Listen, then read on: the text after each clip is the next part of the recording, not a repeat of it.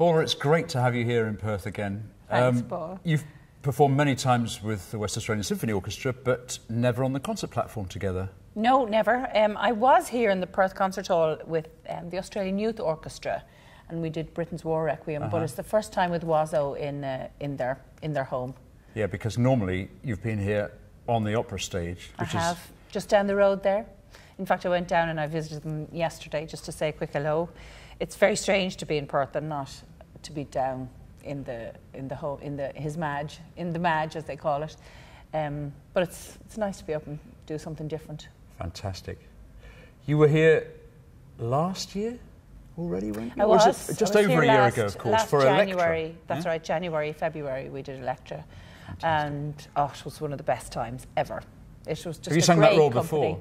No, I sang Chrysotomus, and it was the first time I had sung her. I'd covered her in Salzburg, but it was the first time to actually sing the role. And I had a fantastic Electra. She was just a wild child, and we just got on like a house on fire. So it was one of the nicest times I've ever had here. Because your voice is built for these big lyric roles, isn't it? Yeah, especially not only the voice, I think the rest of me is built for them as well. But yes, but no, it seems Strauss. to be that You've sung Arabella. Danai. You've sung the Danai, which is very rare. I mean, Very it's rare. Probably, I don't know how many times it's been done in Australia, but you've very rarely done in Europe even. Well, we did the first performance of Danai in England in 50 years. Really? Yeah.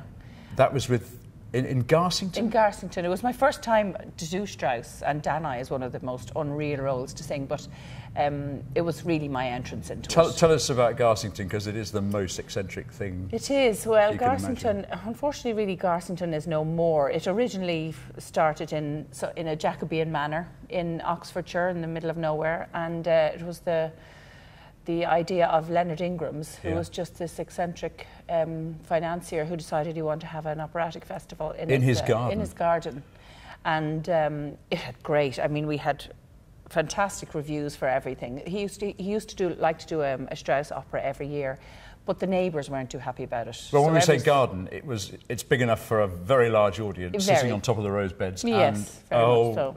Completely. Basically looking out full orchestra on the rose garden. It's a fabulous place to sing, but as I say, the neighbours weren't very happy. So every so often we'd get a plane flying low over the performance. And lawnmowers. Lawnmowers. Everybody would come out with their lawnmowers and switch them on at a certain time just to disturb. And your voice carried over the top. No problem whatsoever.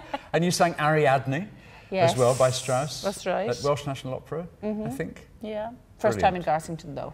Yeah. So here we are doing the Four Last Songs. Here we are. And it's strange, isn't it? Strauss wrote songs all through his life, and they cover so many emotional points on the compass, don't they? And they're so intimate sometimes. Actually, almost always very intimate and personal. Yes. And the Four Last Songs are probably the most personal songs he ever wrote.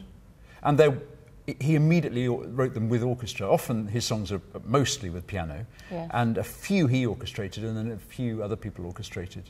But these were written specifically for orchestra.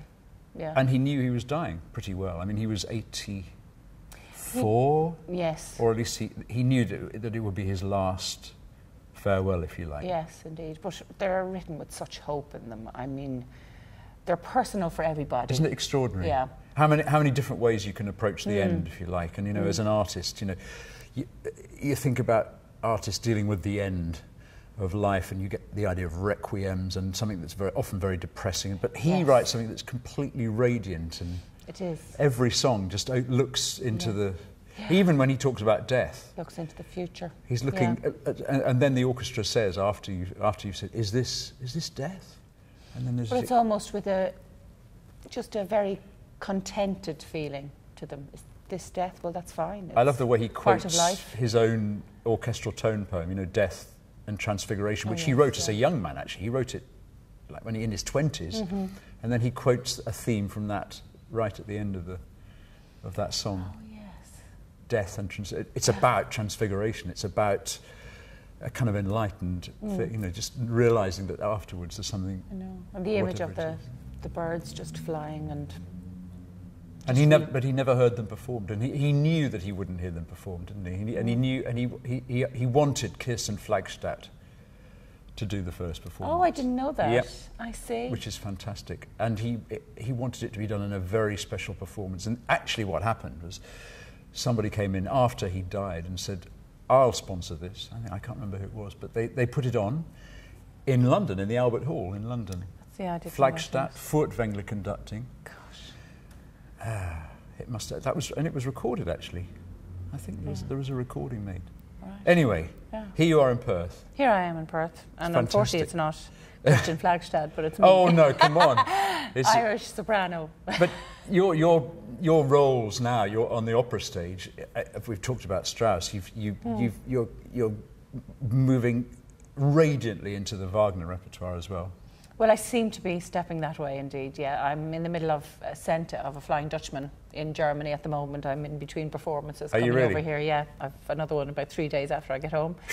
So, yes, and it seems to be the right thing for me. I wasn't quite sure about it because it's a major decision to make as a singer to go into that very large Fach. And that's an interesting thing to say because, thing. I think, people listening would think, well, it's just singing. Oh no, it's almost a different job. I have to say that because it feels like a different job. Everything is bigger, stronger, and you just have to be able for it. It really changes your life. And Centre, which is then the Flying Dutchman, which is an early opera, of course, yes. and in a way is almost like, there are many Italian kind of qualities to the way he wrote his operas in the beginning. There are, but she's notoriously difficult to sing, and it's a case of navigating every turn and everything that he wrote. And touch wood, it seems to be going okay. So I feel I'm in the right direction. And of course, I'll always have the Strauss along there. You can't leave Strauss behind when you go into Wagner. The two go in tandem. We performed The Ring together, didn't we? You sang Sieglinde in the Valkyrie that we did. And Freya in Rheingold. Yes, of course. Mm-hmm. Yeah? Mm-hmm. Yeah. Any more plans for The Ring? No. Next year I'm in Götterdämmerung. 2014, Katrina, yeah. Great. But no, I haven't. I've done the Valkyrie a few times since our first outing. But what else have we done? We performed in London the Dialogues of the Carmelites, yes. Which is a particularly... I remember you being I suppose it's very personal, isn't it? But it's a very religious piece, and it's about it's about death. Yes, it's about confronting all these joyous themes that I always get involved in, and I'm quite happy actually. But I seem to do that kind of stuff. But it's about the nuns, these nuns who were in the French Revolution, confronting the fact that they would have to face what their faith meant to them in the face of the terror. Yeah. In fact, it was a fantastic production. Do you remember? An experience by Philida Lloyd. Yeah. We became those nuns. I mean, we really did. Yeah. And was it Philida Lloyd's production of Peter Grimes? No, you didn't do that, did you? No. No. No. The only Peter Grimes I ever did was here. There you go. Mm-hmm. Mm-hmm. Which brings us full circle. You're here. We're doubly lucky to have you here because not only are you giving us these 4 last songs in our concert series in the concert hall, but you're also launching, and thank you very much, our international recital series, which actually starts this year for the first time, and yours is the first recital, which happens on Monday immediately after the weekend. No rest for the wicked. And a nice light programme. Nice light programme with Wesendonck Lieder by Wagner, Sibelius, Strauss, Tchaikovsky, something nice and airy. Yes. The Wesendonck Lieder are there because we're kind of paying tribute to the fact that it's Wagner's 200th anniversary of his birth, which is great. And the Wesendonck Lieder actually were originally written for piano, even though they're performed I was quite surprised when you were asking me to do them with piano in recital. Yeah. And we're slightly cheeky because, of course, in our main concert this weekend we're about to hear the Pathétique of Tchaikovsky, we're also tying your recital together with this programme a little bit by bringing you singing Tatiana, which is one of your great roles on the opera stage. It was one of my first big roles, and one of the things that really helped me in a little breakthrough, I suppose, at ENO. Tchaikovsky's Onegin. It was at ENO, wasn't it? Yeah. It was at ENO. In my time at ENO? The other day I got a tweet or a message through Facebook that said, oh, congratulations, I saw you on Sky Arts doing the letter scene from Onegin. And so I said one back, that's great, but that was about 12 years ago.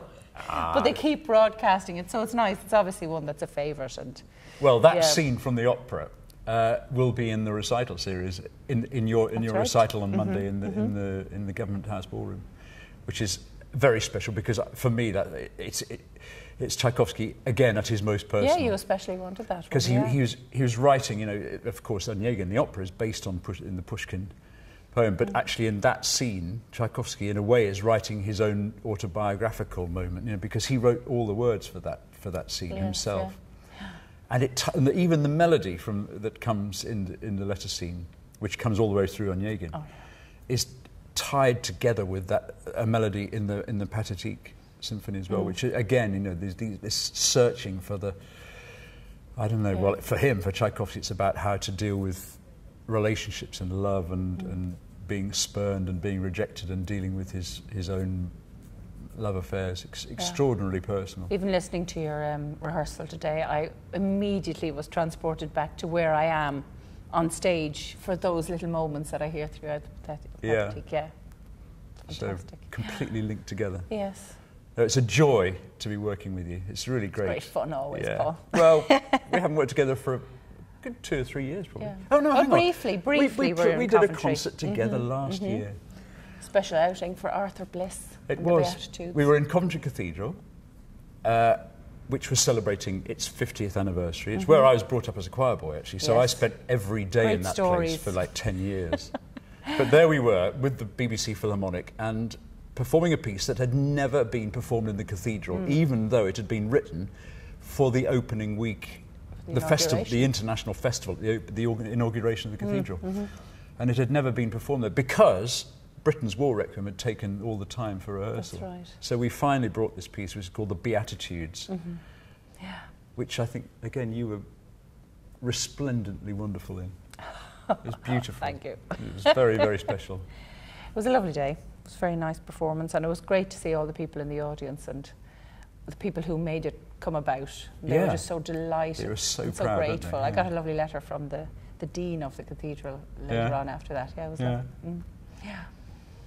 There we go. Good. Well, thanks for, in the middle of your busy schedule, in the middle of all your other opera performances in Europe, thanks so much for coming out here to do this. Always a pleasure. It's such a treat to have you here. Oh, couldn't wait. Great. Thank you.